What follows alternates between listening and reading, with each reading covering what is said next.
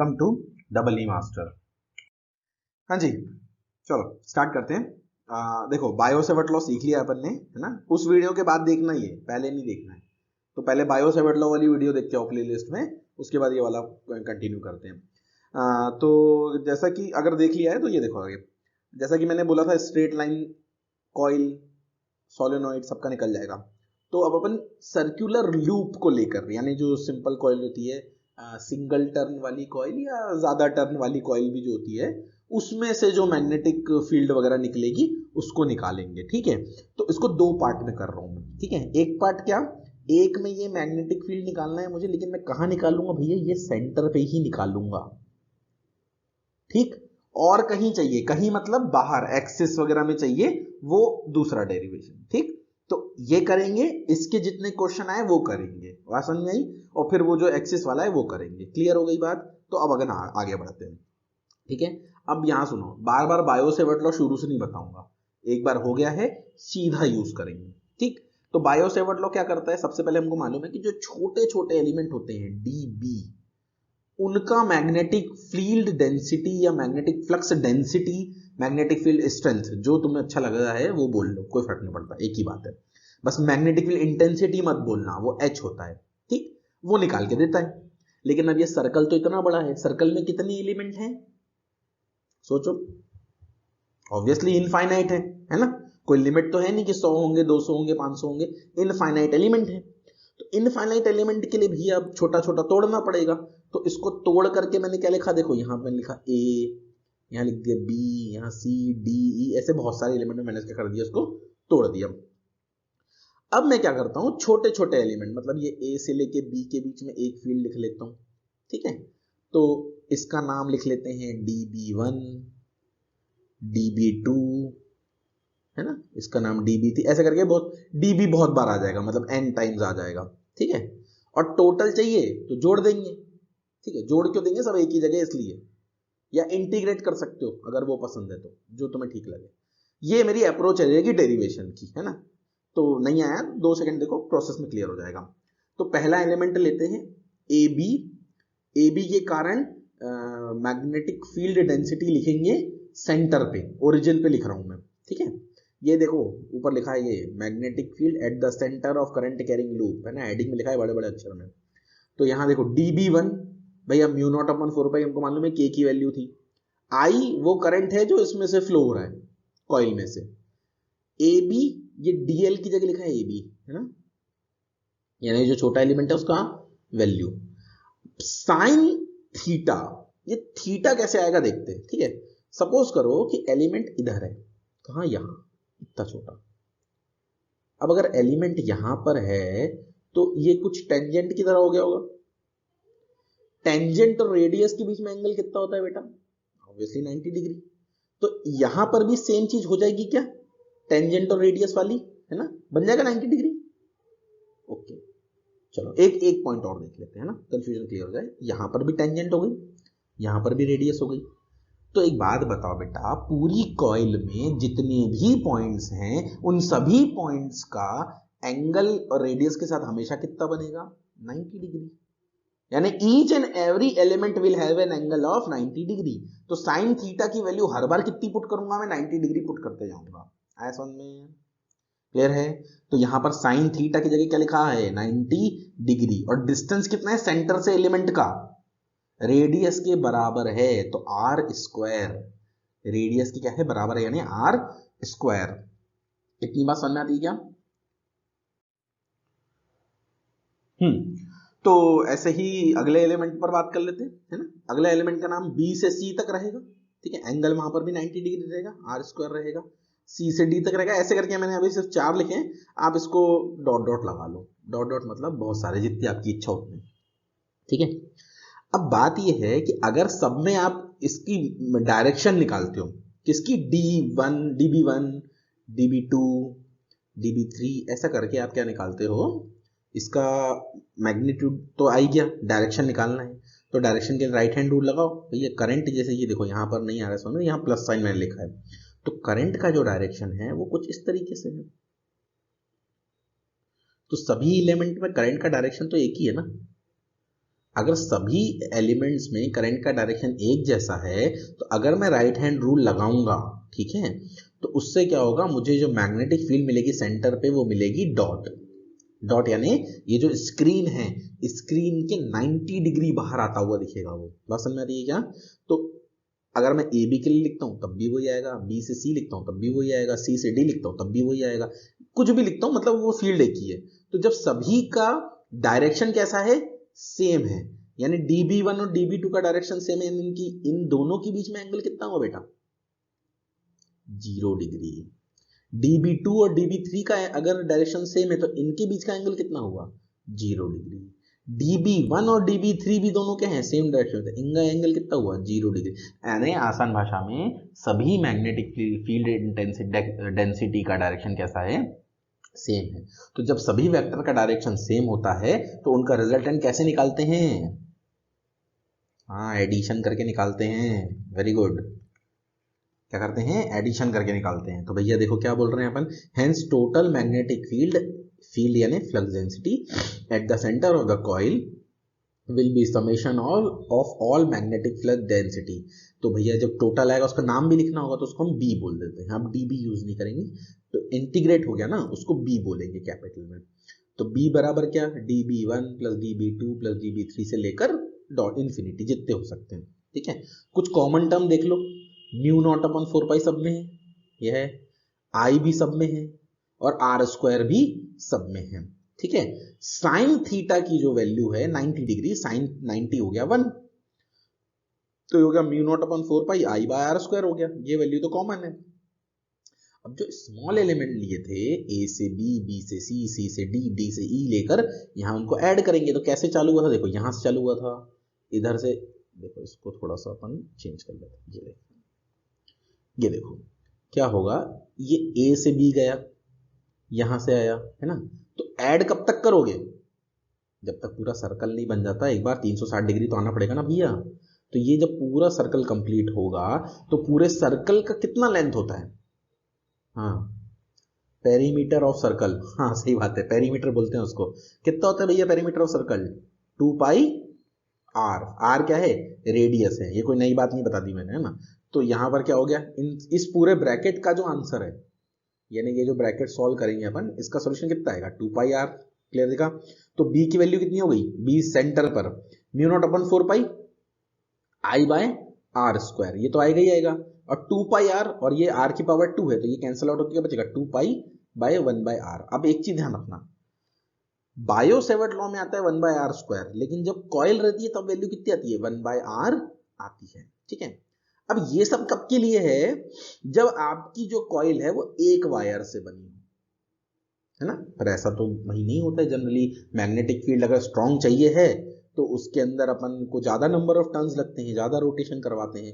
तो अगर अपन ऐसे करके बहुत सारे टर्न्स ले लें, मान लो, है ना, ऐसे मतलब एक ही के पीछे, यहाँ दिखाने में थोड़ा प्रॉब्लम होगा, बट ऐसा मान लो कि बहुत सारे टर्न्स आपकी कॉइल में हैं, कितने मान लें, एन मान लेते हैं, टोटल नंबर ऑफ टर्न्स कितने, N is equal to total turn. तो जैसा मैंने बोला था बायो सेवर्ट लॉ में क्या सिखाया था मैंने, आईडीएल यानी करंट की वैल्यू कितनी है वो तो इंपॉर्टेंट है ही, उससे तो कोई वो दूसरी राय है ही नहीं, करंट ज्यादा होगा मैग्नेटिक फील्ड ज्यादा ही होगा, ये कॉमन सेंस बना लो अपना। लेकिन दूसरी बात क्या बोली थी कि अगर वही करंट, मतलब मान के चलो 1 एम्पियर करंट है, वो 1 मीटर की वायर में से होके जाता है, तो और वही 1 एम्पियर करंट अगर 2 मीटर की वायर से होके जाता है, यानी ज्यादा लेंथ से होके जाता है, तो मैग्नेटिक फील्ड ज्यादा होगी, सीधे 2 गुनी हो जाएगी, ठीक है। तो अगर नंबर ऑफ टर्न एन है तो वो सीधा क्या हो जाएगा, मल्टीप्लाई हो जाएगा। बात समझ में आई क्या। तो क्या हो गया, mu not upon 4 pi I 2 pi by R, ये तो हो गई मैग्नेटिक फील्ड डेंसिटी, लेकिन नंबर ऑफ टर्न्स एन लेकर के एन मल्टीप्लाई हो जाएगा, यानी अगर 100 नंबर ऑफ टर्न्स हैं तो वो 100 टाइम्स बढ़ जाएगी। बात समझ में आई। और कैसे नापेंगे, वेबर्स पर मीटर स्क्वायर, या इसी को क्या बोलते हैं, टेस्ला बोलते हैं, ध्यान रखना, कंफ्यूजन होता है कई बार एग्जाम में। इतनी बात समझ में आ गई क्या सभी को, चलो आगे बढ़ते हैं। चलो अब सर्कुलर कॉइल का हमने डेरिवेशन सीख लिया, तो उससे रिलेटेड क्वेश्चन करते हैं, ठीक है। तो इजी क्वेश्चन से स्टार्ट करेंगे, ठीक है। फर्स्ट क्वेश्चन देख लो। फर्स्ट क्वेश्चन क्या बोल रहा है, point out the wrong statement, जो गलत है वो बताना है। The magnetising force at the centre of the circular coil varies as, यानी कि जो मैग्नेटिक फील्ड निकाले ना अपन ने, बी जो फॉर्मूला निकाला, वो किस तरीके से वेरी होता है, ठीक है। तो उसके लिए ऑप्शन पढ़ना पड़ेगा, तब ये पूरा क्वेश्चन कंप्लीट होगा। बोल रहा है इनवर्सली एज इट्स रेडियस, ठीक है। तो इसका क्या मतलब हुआ, इसका ये मतलब पहले वाला जो ऑप्शन है उसका मतलब है बी प्रोपोर्शनल टू 1/r। सही है नहीं है? अभी देखा था कितना आया था बी, बताओ एक बार लिखते चलो। म्यू नॉट अपॉन 4 पाई, अगर n नंबर टर्न्स है तो n आई 2 पाई है ना, और r ऊपर था एक और r इधर आ गया था, कट गया था, तो ये बचा। इतना टेस्ला आता है तो 1/r आ रहा है क्या, तो ये फर्स्ट वाला तो सही हो गया, लेकिन निकालना क्या है, रॉन्ग निकालना है। तो रॉन्ग तो नहीं है ना ये, तो फिर वो नहीं है answer. Directly as number of turns, भाई जितने ज्यादा नंबर ऑफ टर्न्स उतनी ज्यादा मैग्नेटिक फील्ड। कहां गलत बोल रहा है, ये भी सही स्टेटमेंट है, पर ये सही आंसर नहीं है। ठीक है, ध्यान से सुनो। नेक्स्ट लिखो, डायरेक्टली एज करंट, मतलब जितना ज्यादा करंट उतनी ज्यादा मैग्नेटिक फील्ड, तो ये भी सही बात है, गलत नहीं है ना, गलत चाहिए। फिर क्या बोल रहा है, डायरेक्टली एज रेडियस, यानी बी प्रोपोर्शनल टू आर, जितना बड़ा साइज उतना ज्यादा मैग्नेटिक फील्ड। तो ये तो रॉन्ग स्टेटमेंट हो गया, मतलब ये आंसर क्या हो गया, करेक्ट हो गया। आंसर कौन सा सही है, डी ऑप्शन। ठीक है, चलो नेक्स्ट क्वेश्चन पे। टू कंसेंट्रिक रिंग्स, रिंग का नाम दिया है रिंग 1 एंड रिंग 2, 1 और 2 बोला है, carrying equal and uniform charge densities revolves at speed omega about their common axis passing through O। एक कोई पॉइंट है O, ओरिजिन मान लो, कोई दिक्कत नहीं है। The ratio of flux densities when the two due to the two ring at O will be, यानी वो क्या बोल रहा है, क्वेश्चन समझ लो पहले। क्वेश्चन में वो ये बोल रहा है कि दो रिंग है, दोनों मेटल का है या जो भी है, किसी भी चीज का है, उससे फर्क नहीं पड़ रहा है। वो ये बोल रहा है कि इनमें कुछ चार्ज है, ठीक है। अच्छा, बहुत इंपॉर्टेंट ध्यान रखना, उसने ये नहीं बोला है कि Q1 बराबर Q2, ये कहीं नहीं बोला है उसने, चार्ज बराबर नहीं है। वो ये बोल रहा है कि अगर आपके पास में रो है, रो बराबर मतलब पहली रिंग जो भी उसकी डेंसिटी है, चार्ज डेंसिटी, तो भाई Q1 अपॉन 2 पाई R1, यही होगी ना length, is equals to Q2 upon 2 pi R2। वो ये बोल रहा है कि इसमें जो टोटल चार्ज पर यूनिट लेंथ, ये देखो ये लिखा है चार्ज पर यूनिट लेंथ, इसने इस तरीके से दिखाया है इसको, स्पीड नहीं है पर मीटर, ओमेगा है स्पीड, चार्ज पर यूनिट लेंथ क्या है, बराबर दिया गया है। ये रो पर मीटर, रो पर मीटर, रो लिखना था पर वो क्या मालूम कि एसएससी ने ये क्यों किया, मुझे नहीं पता, कुछ मिस्टेक किया इसने। और कुछ इसके अंदर क्या दिया है, डिफरेंस दिया थोड़ा सा, क्या कि एक जो कॉइल, एक जो रिंग है उसकी रेडियस है ए मीटर, सेंटीमीटर नहीं बोल सकते हैं, एम के एस यूनिट में करना है, और दूसरी जो रिंग है उसकी रेडियस 2 गुनी है, 2a, ऐसा में मतलब इसकी जो रेडियस है इसकी 2 गुनी हो जाएगी, चलो इसकी 2 गुनी।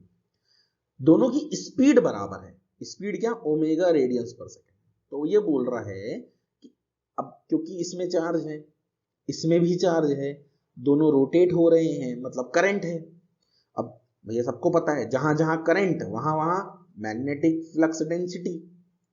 तो वो ये बोल रहा है कि अगर इसके कारण B1 आता है, मान लो B1 बोल देते हैं, तुम्हारी जो इच्छा हो बोलो, BA BB जो भी, इसके कारण B2 आता है, तो इसकी कुछ वैल्यू होगी, सेंटर पर आएगी वो, है ना।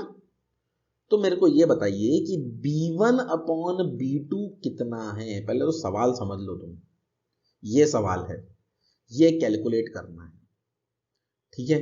अब सर कैसे करेंगे इसको कैलकुलेट, कैसे करेंगे, बहुत सिंपल है। अभी तुमने सेंटर पे मैग्नेटिक फील्ड डेंसिटी निकालना सीखा, क्या सीखा तुमने, B is equals to mu not upon ये 4 पाई लिख लो, चलो I 2 pi R by R square, ये तुमने अभी सीखा था निकालना, है ना। इस फॉर्मूले को यूज करके बी निकालेंगे और फिर इसको यूज करेंगे, है ना। तो इसका सॉल्यूशन देखते हैं, थोड़ा सा टाइम लगेगा, थोड़ा टफ क्वेश्चन है, थोड़ा ध्यान से देखो। क्वेश्चन में क्लियरिटी होना चाहिए कि पूछ क्या रहा है, ठीक है। और एक और बात फिर से बोल रहा हूं, चार्ज सेम नहीं है दोनों रिंग में। क्या सेम नहीं है? चार्ज। क्या चीज सेम है? चार्ज डेंसिटी सेम है, यानी चार्ज यानी कुलम पर मीटर। ये सी होना चाहिए, पी लिख दिया, अब उनकी मर्जी, उनको जाने दो। कुलम पर मीटर सेम है। मीटर मतलब ये 2πr होना चाहिए, है ना, इतने में इतना चार्ज है, ये मतलब है। तो ये रोटेट हो रहा है। अब कैसे रोटेट हो रहा है? देखो ये एक डायग्राम बनाया मैंने, इसको ध्यान देना है ना। तो रिंग कुछ इस तरीके से रखी है और ऐसे रोटेट हो रही है, ठीक है।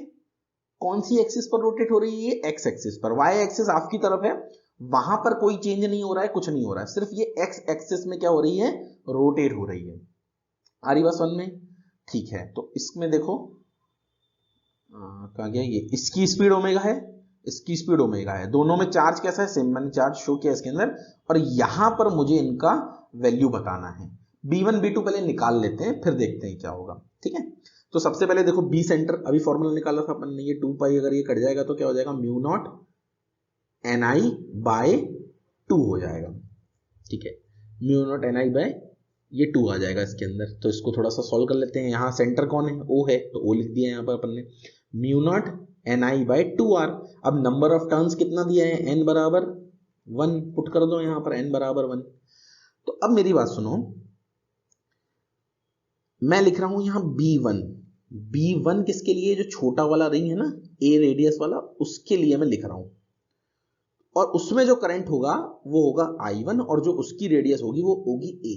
तो ये B1 का फॉर्मूला क्या हो गया? बन गया मेरे पास में छोटा सा, ठीक। अब यही सेम काम करता हूं, ये वैल्यू लेता हूं, B2 निकाल रहा हूं। कहां? ये दोनों कहां निकाल रहा हूं मैं? सेंटर पे निकाल रहा हूं, O पे, है ना। ये 50 बार बता रहा हूं, ध्यान रखना, गड़बड़ मत करना इसको। B2 क्या है भैया? म्यू नॉट अपॉन 2, जो वहां लिखा है। I2 रेडियस कितनी है? 2a, बड़ा सर्कल है ना, बड़ी रिंग है ये, तो इसकी रेडियस कितनी? 2a हो जाएगी। इतनी बात क्लियर हो गई क्या? अब एक बात बताओ, अगर मेरे को B1 B2 का रेशियो निकालना है तो मुझे I1 I2 भी चाहिए रहेगा। I1 I2 के बिना तो काम होगा नहीं ना। देखो म्यू नॉट अपन 2 कट जाएगा, म्यू नॉट अपन 2 कट जाएगा, यहाँ से A कट जाएगा, तो कुछ I1 2I1/I2 कुछ रेशियो आएगा। अगर यहीं से लिखना है B1 अपॉन B2 अगर लिख रहे हो आप, तो कितना होगा? ये I1 आएगा ऊपर, और नीचे कितना आएगा? I2 आएगा, और यहाँ 2 आ जाएगा। तो अगर मुझे ये रेशो मालूम करना है, क्योंकि मेरा नंबर में दिया है आंसर 1:2 2:4 दिया है, तो I1 I2 की वैल्यू मालूम करना जरूरी है। अगर सिर्फ करंट के फॉर्म में पूछा होता तो आंसर आ गया है, लेकिन उसने और भी डिटेल में पूछा, तो अब I1 I2 का वैल्यू निकालते हैं ना। ये तो प्रोसीड हो गया, ठीक। ओके चलो, अच्छा ये एक चीज और देखो, डायग्राम में ये जो रोटेट हो रहा है, इसके बाद में एक dx लिखा है मैंने छोटा सा। तो dx क्या है? ये इतना पोर्शन जो है ना, ये वाला, ये इतना पोर्शन, इस पोर्शन को मैं बोल रहा हूं dx, मतलब पूरा सर्कल ना लेते हुए इस रिंग का एक छोटा सा पोर्शन मैंने लिया है, उसका नाम है dx। ये क्यों कर रहे हैं? क्योंकि देखो dx मतलब क्या है कि बहुत छोटे पोर्शन का चार्ज निकालने में मदद करेगा, इसलिए लिखा है। बस अभी नेक्स्ट स्लाइड में देखो, चलो। तो भैया करंट क्या होता है सबको पता है, I1 बराबर dq/dt, rate of change of charge, है ना, पढ़ रहे हैं स्कूल में 10th क्लास से, rate of change of charge. तो अब भाई चार्ज निकालना पड़ेगा, देखते हैं जो जो गिवन डेटा है उसको यूज करते हैं। तो मैं क्या बोल रहा हूं, एक काम करो, dq ले लेते हैं चार्ज। कहां पर?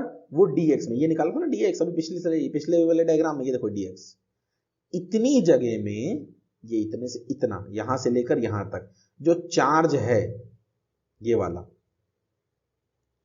उसकी वैल्यू कितनी ले रहे हैं अपन? dq ले रहे हैं। तुमको नहीं पसंद है ABCD, जो लेना है ले लो, तुम्हारी मर्जी, आंसर सेम आएगा, ठीक है। मैं dq लेके चल रहा हूं, मेरे को अच्छा लगता है, ठीक। चलो अब मेरी बात सुनो, क्या गिवन है? रो, चार्ज पर यूनिट लेंथ, यानी Q/L, ठीक है, ये हो जाएगा Q/L। तो अब मेरे को एक बात बताओ, अगर ये वाला जो है, अगर चार्ज लिखना है Q, तो Q कितना हो जाएगा? इससे हो जाएगा L इंटू रो, यानी लेंथ इंटू पर यूनिट चार्ज जो था। ये हो गया मीटर, ये हो गया coulomb into metre, coulomb by metre, तो ये मीटर से मीटर कैंसिल हो जाएगा, तो कुलम में आंसर आएगा। इसी लॉजिक को अगर यूज करें तो चार्ज पर यूनिट लेंथ यानी coulomb per metre multiply by dx, ये dx यानी मीटर, ये पर मीटर से मीटर कैंसिल, तो ये क्या बचा, कुलम, तो dq आ गया। ठीक, तो अब ये जो dq है ये बता रहा है कि इसमें कितना चार्ज है। जो dq की वैल्यू कितनी आई, रो dx के बराबर आ गई। अब इस चीज को क्या करते हैं, इस चीज को यहां पुट कर देते हैं। करंट चाहिए ना तुम्हें, इस पूरी एक्सरसाइज का मीनिंग क्या है, करंट निकालना है, तो उसको वहां पुट करो सीधे सीधे। तो I1 जो है वो क्या हो जाएगा, dq बटा dt। तो भैया ठीक है, ये dq है, I1 इज इक्वल टू, और dq की वैल्यू कितनी है, रो dx, और इस चीज को dt करोगे तो रो तो कांस्टेंट है ना, क्वेश्चन में दिया ही है, तो कितना आ गया, रो dx बाई dt। अब ये dx बाई dt क्या है, dx बाई dt है rate of change of x, जो वो रोटेट हो रहा है ना जितनी स्पीड से, वो है dx upon dt, rate of change of क्या, डिस्प्लेसमेंट, उसको क्या बोलते हैं, वेलोसिटी बोलते हैं। तो इसको मैंने क्या लिख दिया, v लिख दिया, v बराबर वेलोसिटी है ना, तुमको वोल्टेज ही दिखता है हर जगह, वेलोसिटी है ये v, गड़बड़ मत करना, ठीक है। अब सर्कुलर मोशन में एक और चीज क्या ध्यान रखते हैं, वेलोसिटी बराबर क्या होता है, radius into angular velocity, omega, radius into क्या होती है, एंगुलर वेलोसिटी। ऐसे भी क्या लिख सकते हो, v लिख सकते हो, ठीक है। तो दोनों रिंग की अलग अलग लिख लेते हैं वेलोसिटी, क्योंकि मुझे करंट निकालने के लिए क्या करना पड़ेगा, वेलोसिटी का मल्टीप्लिकेशन करना है, लेकिन वेलोसिटी सीधी सीधी नहीं दिया है मेरे पास में, ओमेगा गिवन है, तो मैं ओमेगा के फॉर्म में लिखना चाहता हूं, ठीक है, क्योंकि गिवन ही नहीं है दूसरा फॉर्म। तो v1 बराबर क्या होगा, छोटा वाला v1 मतलब छोटी वाली रिंग की वेलोसिटी, छोटी वाली रिंग की रेडियस इंटू ओमेगा, ए ओमेगा है ना, ये v2 हो गया, v2 बड़ी वाली रिंग की रेडियस 2a इंटू ओमेगा, इतना समझ में आया, ये हमारा ओमेगा कांस्टेंट है। तो ये जो I1 है, I1 बराबर रो v1, और ये जो है इसकी वैल्यू रो, और v1 की वैल्यू थी a ओमेगा, ये हो गया। चलो I2 बराबर रो v2, रो तो वही कांस्टेंट है, और ये 2a और ये ओमेगा। बस अब ये वैल्यू जो है I1 I2 की, ये पुट कर दो, ठीक है। तो देखो आखिरी में क्या बच रहा है, ये देखो आया 2I1 अपॉन I2 आ गया इधर, ये जो अपन ने वहां पे निकाला था। नहीं तुमको इच्छा है कैंसिल कर लो सब, कोई प्रॉब्लम नहीं है, ये काट दो, ये 2 काट दो, लो a काट दो, ठीक है, ये सब काट दो भाई तुम। बचा क्या, 2I1 अपॉन I2 बच गया। तो b1 upon b2, I1 upon I2 की वैल्यू वहां से इसलिए मैंने रो a ओमेगा, और ये 2 अलग से आया था वो अलग ही लिखा है, रो 2a ओमेगा, ठीक है। अब देखो ये ओमेगा से ओमेगा गया, a से a गया, रो से रो गया, और ये 2 से 2 भी गया, तो कितना बचा 1, यानी b1 अपॉन b2 की वैल्यू कितनी आई, 1:1, है ना। बहुत ध्यान से, अगर इस क्वेश्चन में ये बोल दिया जाता है कि दोनों रिंग में चार्ज सेम है, तब ये आंसर गलत हो जाएगा। ये आंसर केवल और केवल तभी के लिए सही है जब बोला गया है चार्ज पर यूनिट लेंथ, यानी लीनियर चार्ज डेंसिटी, ऐसा भी बोल सकता है वो, linear charge density is same, constant नहीं, क्या इज सेम, कांस्टेंट अलग बात होती है, इज सेम, तब ये आंसर सही है, 1:1। इतना समझ में आया। चलो नेक्स्ट क्वेश्चन की तरफ आते हैं। थर्ड क्वेश्चन क्या बोल रहा है, ये लेटेस्ट क्वेश्चन है, 2019 में जो पेपर हुआ था वो पेपर का क्वेश्चन है, ठीक है, आफ्टरनून सेशन है, ठीक है। If a circular coil carries current I amperes having radius r meter, then the magnetizing force at the center of the coil, ठीक है। अब थोड़ा ध्यान से सुनो, मैग्नेटाइजिंग फोर्स पूछा है, तो सबसे पहले देखो क्या है, B इज इक्वल टू, पहले लिख लो mu not I by 2r, है ना, नहीं mu not upon 4 pi I, यहाँ 2 पाई था, यहाँ 4 था, तो भी बचा 2r। ये हमारा क्या होता है, मैग्नेटाइजिंग फोर्स होता है, सॉरी ये हमारी मैग्नेटिक फ्लक्स डेंसिटी होती है। लेकिन उसने पूछा नहीं है ये आपसे, उसने पूछा क्या है, उसने पूछा है magnetising force at the centre, magnetising force, इस पर ध्यान रखो, फोर्स यानी इंटेंसिटी, मैग्नेटाइजिंग इंटेंसिटी, इसका नाम क्या था? एच। इसका नाम क्या होता है? एच होता है। तो एच और बी में भैया रिलेशनशिप पता करना पड़ेगा, तभी तो आंसर लिख पाएंगे, है ना। तो मालूम भी होगा कई को, बी इज इक्वल टू क्या होता है? Mu naught into H. वैसे ये सही रिलेशनशिप ये भी नहीं है, सही है म्यू इंटू एच, जहां पर म्यू की वैल्यू होती है mu naught into mu R. पर मैं क्या मान के चल रहा हूँ? एयर मान के चल रहा हूँ, तो म्यू नॉट इंटू एच लिखा है, यहाँ एयर लिख दो भैया, है ना, नहीं तो आप बोलोगे सर गलत बता रहे हैं इसमें। तो भैया फिर एक बात बताओ, मेरे को तो एच चाहिए, तो एच लिखो इधर। अब H equals to B upon mu naught, वो रहा बी, बी को डिवाइड कर दो म्यू नॉट से, एच बराबर आई अपॉन 2 आर, एम्पियर टर्न पर मीटर इसकी क्या होती है? यूनिट होती है। कितनी होती है? एम्पियर टर्न है, ये एटी नहीं है, एम्पियर टर्न पर मीटर, ये एन आई। इसको अगर ध्यान से देखो क्या लिखा है? ये लिखा है एन आई बाय एल, ये लिखा है इसके अंदर, है ना, ध्यान रखना इसको, एन आई बाय एल। तो कौन सा आंसर मैच कर रहा है? बी ऑप्शन मैच कर रहा है, आई बाय 2 आर। ठीक है, सही आंसर क्या है? आई बाय 2 आर, एम्पियर टर्न पर मीटर। ठीक है, चलो नेक्स्ट में देखते हैं हम। बोल रहा है कि फाइंड एच, एच वही अभी जो अपन निकाला, मैग्नेटिक इंटेंसिटी निकालना है। एच किस में निकालना है? एम्पियर पर मीटर में निकालना है, यानी नंबर ऑफ टर्न नहीं है। At the centre of circular coil of diameter 1 metre. ठीक है, डायामीटर दे दिया उसने भैया, कितना 1 मीटर है हमारा डायामीटर बोल दिया उसने, और बोल रहा है करंट कितना है? 2 एम्पियर करंट है हमारे पास में। तो अभी सिंपल सा फॉर्मूला निकाला तुमने, एच की वैल्यू कितनी है? आई बाय 2 आर, है ना। तो आई कितना? 2 एम्पियर दिया है आपके पास में, 2 दिया है, 1 मीटर की क्या है? डायामीटर है, तो रेडियस कितनी होगी? 0.5। ठीक है, तो ये कितना है आंसर?